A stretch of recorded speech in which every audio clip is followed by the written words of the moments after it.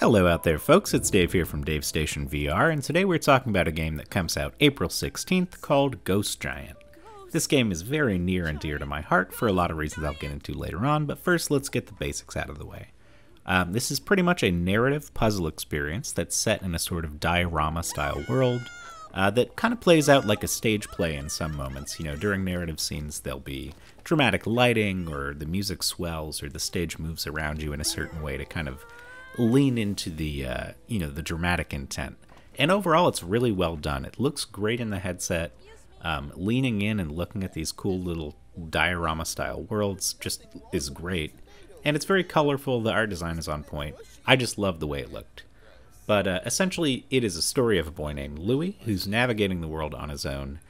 His mother is depressed at home and she can't really get up and do anything. She's too deep in it. And they deal with that a lot throughout the story. If you've ever dealt with depression or know somebody who has, I think it's really going to resonate with people. But, you know, emotionally, I think this game is something that speaks to pretty much any player out there. It's like a Pixar movie. You know, it's delightful, it's fun, it's clever, but then there's some darker subject matter in there too that they deal with in a very thoughtful and nuanced way.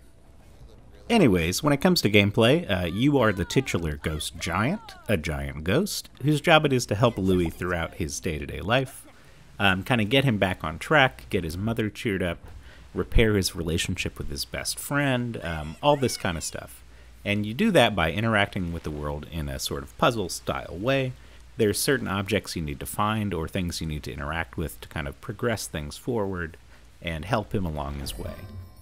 The puzzles, thankfully, are never too frustrating or unnecessarily difficult, and I would say you can probably play through this game in one sitting, so it's kind of like a movie experience. I think it'll take you between 2 and 3 hours, closer to 3 hours.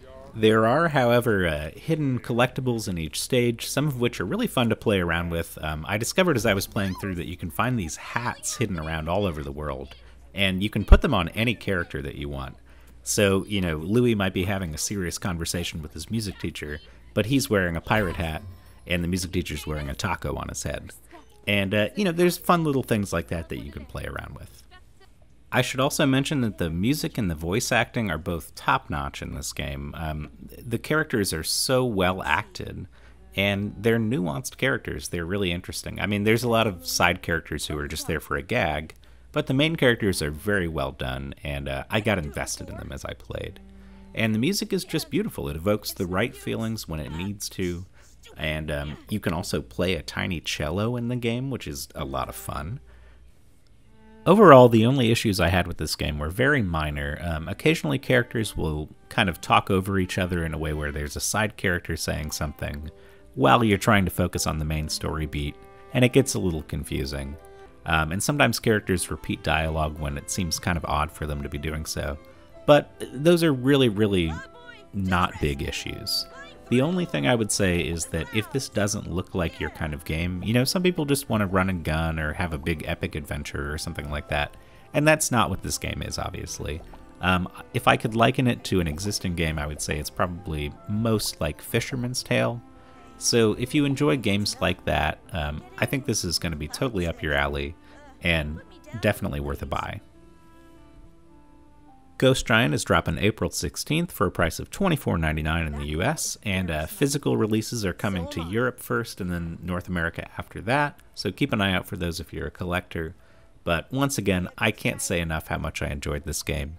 It really kind of resonated with me in a way that most games don't. I teared up a little bit, which doesn't happen in movies, it doesn't really happen in games. It's an unusual experience, so it touched me in a certain way. And for that, I definitely have to recommend it to people. Even if you end up waiting for a sale, this is one that, you know, if it looks like something you'd be into, definitely check out. Thanks for tuning in, guys. I appreciate you so much, and I will catch you next time around.